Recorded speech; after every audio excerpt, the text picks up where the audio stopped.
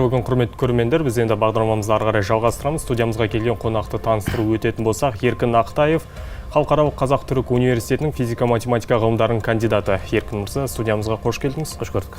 Енді бүкіл әлем енді ғана осы бір климаттық мәселелерге бір назар аудара қойған сияқты. Енді мысалы ақш-та да білеміз, Байден пакеті жалпы көлемі $3,5 триллион құраса, соның 600 миллиард долларын осы климаттық проблемаларға қарсы бағыттап отыр. Және осы бір үлкен бір жобаларды дайындап жатыр осы климаттық өзгерістерге қарасты. Және 2030 жылдарға қарай парниктік газдар көлемін 2 есе төмендетпекші. Енді осы әлем елдерінің тек осы кезде ғана климаттық мәселелерге назар аударуына не түрткі болып отыр? Сұрағың дұрыс, түсінікті. Бірінші кезекте бұл Байденнің өзінің сайлауалды бағдарламасында бар нәрсе.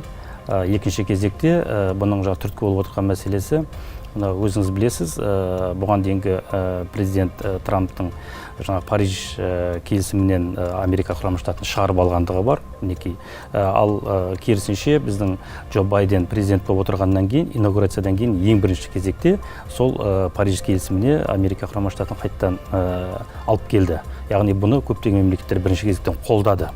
Бұл бірінші кезекте айтылатын нәрсе.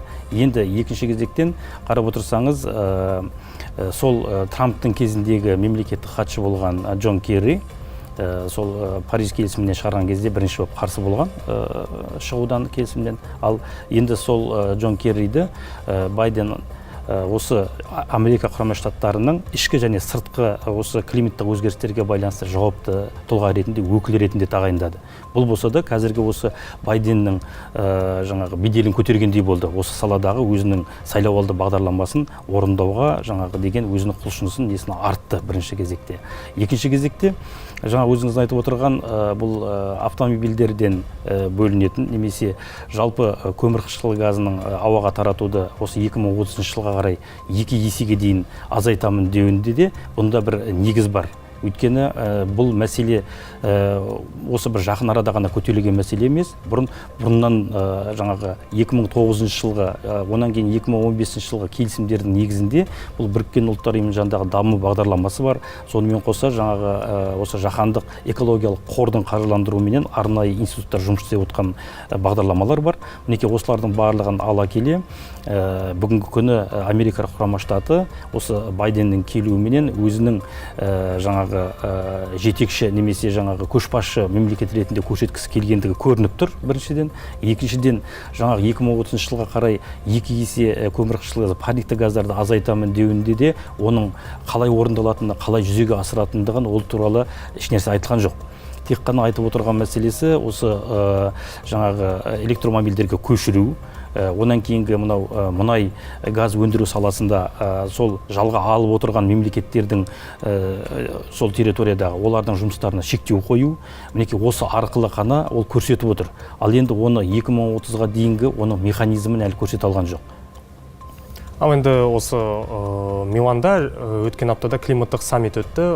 Онда білеміз, Грета Тунберг сияқты жас экологиялық белсенділер ол саммитті сынға алған болатын. Мысалы, делегаттардың өзі де таңдалып алынды, барлық ұсыныстар қабылданбады деп, оған енді жауап ретінде Италия экология министрі айтты. Енді біз жастардың экологиялық мәселелерге алаңдауын түсінеміз және оны құптаймыз деді. Дегенмен осындай алпауыттар бар, саясат бар, ол жерде бүкіл шешімдер бір күнде қабылдана бермейді деді.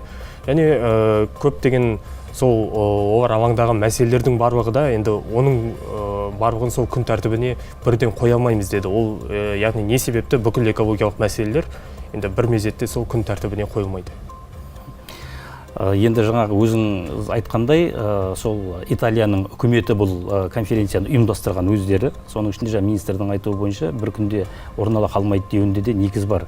Енді өзіңіз айтып отқан сияқты, ол жерде бүкіл жер шарындағы 200-ге жоқ мемлекеттерден 400-ге жоқ делегаттар қатысты деп отырмыз да.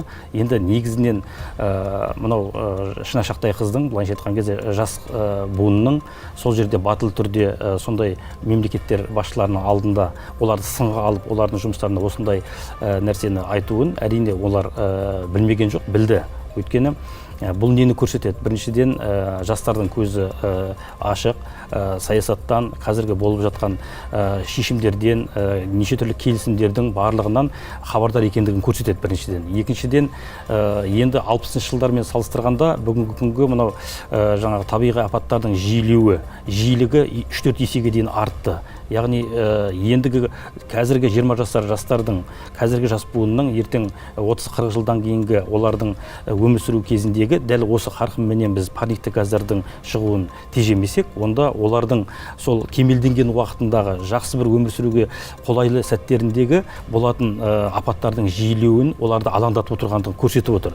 Бұл бір жағынан қарасаңыз, жаңағы жанайқайын түсінуге де болады. Өйткені бұның да екінші мәселелері бар. Өйткені қазіргі жаңа айтып кеттік, мынау жаһандық экологиялық қор бар құрылған. Сол қордың арнайы қаржыландыруымен ғылыми зерттеулер институттары жұмыс жасап отыр. Солардың мәліметтері бойынша бүгінгі күні жыл сайын жер қазба байлықтары 20 километр кубты құрайды екен. Ал енді бұны сіз 10 жылға көбейтсеңіз, ол 200 километр куб. Ал 100 жылға көбейтсеңіз 2000 километр кубты жаңағы жерден қазба байлық алынып жатыр деген сөз. Бұл есепсіз жер шары бойынша. Ал оны жастар қазір біліп отыр. Ол туралы ашық конференциялар өтіп, онда айтылып жатыр. Бұл бір. Екіншіден, бұл бұндай сынға ұшырауы біздің құрлықтың 30% орман алқаптарын алады. Ал орман алқаптарының бүгінгі күнгі деректер бойынша жылына 1,5 миллион гектар орман алқаптары түрлі мақсаттарда қырқылады екен. Ал бұның барлығы да айналып келген кезде жаңағы парниктік газдарды, парниковый эффект дейді ғой, осыны қалыптастыруға жағдай жасалып отыр.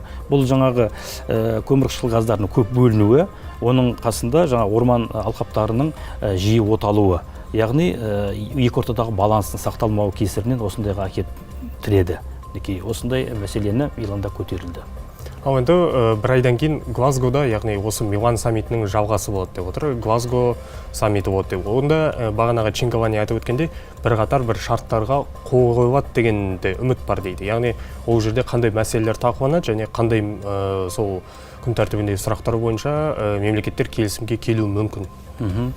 Енді осы кешегі Милан конференциясынан сол алдағы болатын Глазгодағы өтетін жаңағы климаттық өзгерістерге байланысты өтетін саммитте не қарастырылады дегенге тамырын басып көрген сияқты болды. Енді нені көруге болады? Бұл жерде ендігі кезекте осы дамыған алпауыт мемлекеттер, ол жерге барғандағы барлық мемлекеттер, соның ішінде жетекші мемлекеттер, оның ішінде Ресей де бар.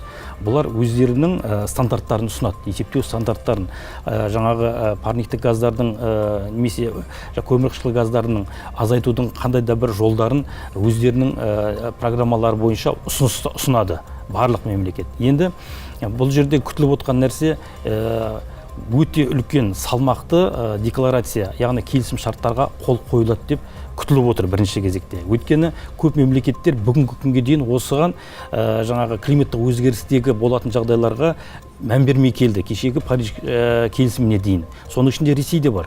Енді дәл қазіргі күні ертеңгі күнгі осы саммиттегі келісімдердің ішінде қаралатын тағы бір ең үлкен нәрсе бар. Бұл жаһандық үрдіс алғаннан кейін экологиялық процесс, бұны жеке дара мемлекеттер ғана оны орындап, қасындағы мемлекет орындамайды деген сөз емес. Бұл адамзатқа ортақ проблема.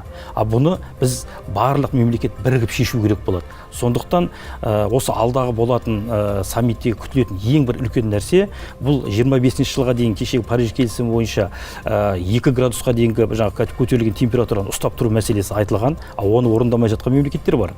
Сондықтан осы алдағы саммиттегі ең бір үлкен келісетін мәселе, бұл сол жаңағы саммиттің қорытындысы бойынша келісілген келісімдер орындалмаған жағдайда сол мемлекеттерге салықты көбейту немесе жаңағы санкция қабылдауға дейін баруды қарастырады деп күтілуде. Бұл үлкен мәселе. Еркін мырза, осы студиямызға келіп сұхбат бергеніңізге рахмет. Құрметті көрермендер, біздің бағдарламамыздың уақыты да өз соңына келіп қалды. Келесі кездескенше қош сау болыңыздар.